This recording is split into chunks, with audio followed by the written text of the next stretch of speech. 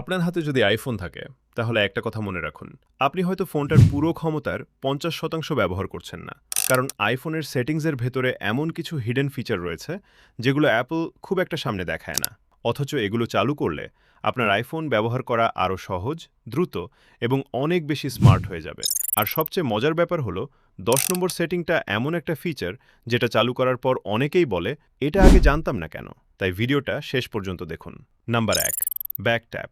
আপনি চাইলে আইফোনের পিছনে 2বার বা 3বার ট্যাপ করে বিভিন্ন কাজ করতে পারবেন, যেমন স্ক্রিনশট নেওয়া, কন্ট্রোল সেন্টার খোলা, ফ্ল্যাশলাইট চালু করা, ভলিউম বাড়ানো কমানো কিংবা শর্টকাট চালানো। এই অপশনটি চালু করতে হলে আপনাকে প্রথমে যেতে হবে সেটিংসে, অ্যাক্সেসিবিলিটি, টাচ, ব্যাক ট্যাপ।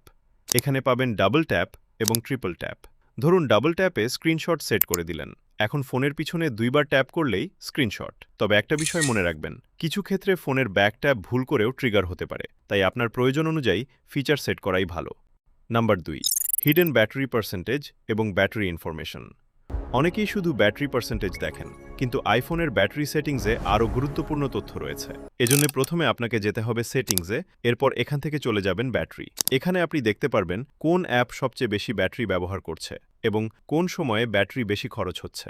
আর ব্যাটারি হেলথ বা বর্তমান iOS ভার্সন অনুযায়ী ব্যাটারি হেলথ এবং চার্জিং সেকশন থেকে ব্যাটারির ম্যাক্সিমাম ক্যাপাসিটিও দেখতে পারবেন। যদি দেখেন কোনো একটি অ্যাপ অস্বাভাবিকভাবে ব্যাটারি খাচ্ছে, তাহলে সেটাই হতে পারে আপনার ফোন দ্রুত ব্যাটারি শেষ হওয়ার অন্যতম কারণ। Number 3, live text. ছবির লেখা কপি করুন। ভাবুন, আপনি একটা ছবি তুলেছেন যেখানে একটি ফোন নাম্বার, অ্যাড্রেস বা কোনো টেক্সট লেখা আছে। সাধারণভাবে আপনাকে আবার সেটা টাইপ করতে হতো, কিন্তু আইফোনের লাইভ টেক্সট থাকলে ছবির ভেতরের টেক্সটও আপনি সিলেক্ট, কপি এবং অনেক ক্ষেত্রে ট্রান্সলেট করতে পারবেন। উদাহরণ হিসেবে ধরুন কোনো বইয়ের একটা পেজের ছবি তুললেন, ছবিটা খুলে টেক্সটের ওপর ট্যাপ করুন। যদি লাইভ টেক্সট সমর্থিত থাকে তাহলে আপনি টেক্সট সিলেক্ট করে কপি করতে পারবেন। এটা শুধু সময় বাঁচায় না, স্টুডেন্ট, ফ্রিল্যান্সার এবং যারা নিয়মিত ডকুমেন্টস নিয়ে কাজ করেন তাদের জন্য ফিচারটা ভীষণ কাজে লাগে। নাম্বার 4, স্ক্রিনশট নেওয়ার পর পুরো ওয়েব পেজ সেভ করুন। এটা ব্রাউজার ব্যবহারকারীদের জন্য অসাধারণ একটা ট্রিক। ধরুন আপনি সাফারিতে একটা অনেক বড় আর্টিকেল পড়ছেন, একটা স্ক্রিনশট নিলে শুধু স্ক্রিনের ওই অংশটাই ক্যাপচার হবে। কিন্তু কিছু ক্ষেত্রে স্ক্রিনশট নেওয়ার পর উপরে ফুল পেজ অপশন পাওয়া যায়। এখান থেকে পুরো ওয়েব পেজটা একসাথে ক্যাপচার করে পিডিএফ হিসেবে সেভ করতে পারবেন।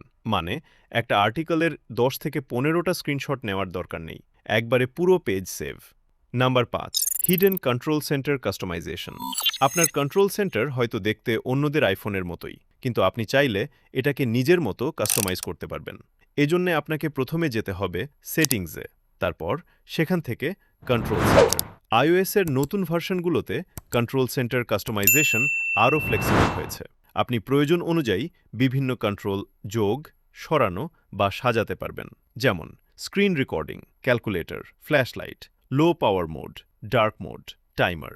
যে ফিচার আপনি সবচেয়ে বেশি ব্যবহার করেন সেটাকে সহজে হাতের কাছে নিয়ে আসতে পারবেন। একটা কথা মনে রাখবেন, আইফোন স্মার্ট হওয়ার সবচেয়ে বড় কারণ শুধু হার্ডওয়্যার না, এই ছোট ছোট কাস্টমাইজেশনগুলো। নাম্বার 6, কিবোর্ড দিয়ে কার্সার খুব সহজে মুভ করুন। এবার আমরা দেখব একটা ছোট কিন্তু অসাধারণ কিবোর্ড ট্রিক। আপনি যখন আইফোনে কোনো বড় টেক্সট লিখছেন তখন কার্সারটাকে নির্দিষ্ট জায়গায় নেওয়া অনেক সময় বিরক্তিকর হতে পারে, কিন্তু কিবোর্ডের স্পেস বার চেপে ধরে ড্র্যাগ করলে অনেক ক্ষেত্রে আপনি কার্সারটাকে খুব সহজে সামনে পেছনে মুভ করতে পারবেন। মানে ভুল জায়গায় একটা শব্দ লিখেছেন, পুরো টেক্সট মুছে আবার লিখতে হবে না, কার্সার ঠিক জায়গায় নিয়ে গিয়ে শুধু প্রয়োজনীয় অংশটা এডিট করুন। যারা আইফোনে অনেক টাইপিং করেন তাদের জন্য এটা সত্যি টাইম সেভার। নাম্বার 7, অ্যাপ ট্র্যাকিং বন্ধ করে প্রাইভেসি বাড়ান। আপনি হয়তো লক্ষ্য করেছেন, এক জায়গায় কোনো প্রোডাক্ট দেখলেন, কিছুক্ষণ পর অন্য জায়গায় সেই ধরনের অ্যাডভার্টাইজমেন্ট দেখতে শুরু করলেন। আইফোনে অ্যাপ ট্র্যাকিং সম্পর্কিত পারমিশন নিয়ন্ত্রণ করার অপশন আছে। এজন্য আপনাকে প্রথমে যেতে হবে সেটিংসে, তারপর প্রাইভেসি এবং সিকিউরিটি, তারপর ট্র্যাকিং। এখানে আপনি দেখতে পারবেন কোন কোন অ্যাপস ট্র্যাকিং পারমিশন চাইছে। আপনি চাইলে নির্দিষ্ট অ্যাপের ট্র্যাকিং পারমিশন বন্ধ করতে পারবেন। আরেকটা গুরুত্বপূর্ণ বিষয় হলো, ট্র্যাকিং বন্ধ করলেই ইন্টারনেটের সব ধরনের ট্র্যাকিং ম্যাজিক্যালি বন্ধ হয়ে যায় না, কিন্তু অ্যাপ ট্র্যাকিংয়ের ওপর আপনার কন্ট্রোল অনেকটাই বাড়ে। নাম্বার 8, ওয়াইফাই পাসওয়ার্ড সহজে শেয়ার করুন। ধরুন আপনার বাসায় একজন বন্ধু এসেছে, সে ওয়াইফাই পাসওয়ার্ড জানতে চাচ্ছে। আপনাকে পাসওয়ার্ড খুঁজে বের করে টাইপ করে দিতে হবে এমনটা সবসময় প্রয়োজন নেই। কম্প্যাটেবল অ্যাপল ডিভাইসেসের মধ্যে ওয়াইফাই পাসওয়ার্ড শেয়ারিং ফিচার ব্যবহার করা যায়। 2 ডিভাইসে ওয়াইফাই এবং ব্লুটুথ চালু আছে কিনা নিশ্চিত করুন। তারপর অন্য ব্যক্তি আপনার ওয়াইফাই নেটওয়ার্ক সিলেক্ট করলে আপনার আইফোনে পাসওয়ার্ড শেয়ার করার প্রম্পট আসতে পারে। আপনি অনুমতি দিলেই পাসওয়ার্ড শেয়ার হয়ে যাবে। নাম্বার 9, ফটোজ থেকে লোকেশন ইনফরমেশন সরিয়ে দিন। এটা প্রাইভেসি কনসিয়াস ইউজারদের জন্য খুব গুরুত্বপূর্ণ। আপনি যখন আইফোন দিয়ে ছবি তুলেন তখন ছবির সঙ্গে লোকেশনের মতো মেটা ডেটা সংরক্ষিত থাকতে পারে, যদি লোকেশন সার্ভিসেস, ক্যামেরা সেটিংস সেভাবে কনফিগার থাকে। তাই কোনো ছবি অন্য কারো সঙ্গে শেয়ার করার আগে প্রাইভেসি নিয়ে একটু সতর্ক থাকা ভালো। ফটো শেয়ার করার সময় অনেক ক্ষেত্রে অপশনসে গিয়ে লোকেশন বা অল ফটোজ ডেটা সম্পর্কিত শেয়ার অপশনস নিয়ন্ত্রণ করা যায়। দেখতে দেখতে আমরা আমাদের সর্বশেষ এবং খুবই ইম্পর্ট্যান্ট একটা সেটিংসে চলে এসেছি। আপনার শখের আইফোনটি হারিয়ে গেলে এই সেটিংস আপনাকে অনেকটাই সাহায্য করতে পারে। আপনার ফোনে শুধু পাসওয়ার্ড থাকলেই সবসময় যথেষ্ট নয়। আপনার ফাইন্ড মাই আইফোন বা বর্তমান আইওএসের ফাইন্ড মাই সেটিংস ঠিকভাবে কনফিগার থাকা অত্যন্ত গুরুত্বপূর্ণ। এজন্য আপনাকে প্রথমে যেতে হবে সেটিংসে, তারপর সেখান থেকে আপনার অ্যাপল অ্যাকাউন্টে ক্লিক করে সেখান থেকে চলে যাবেন ফাইন্ড মাই অপশনটিতে।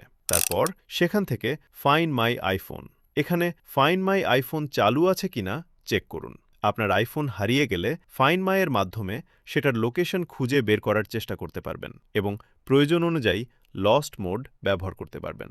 আর আপনার আইফোনের বর্তমান আইওএস ভার্সনে যদি ফাইন্ড মাই নেটওয়ার্ক এবং সেন্ড লাস্ট লোকেশনের মতো অপশনস থাকে, সেগুলো আপনার প্রয়োজন অনুযায়ী এনেবল করে রাখা ভালো।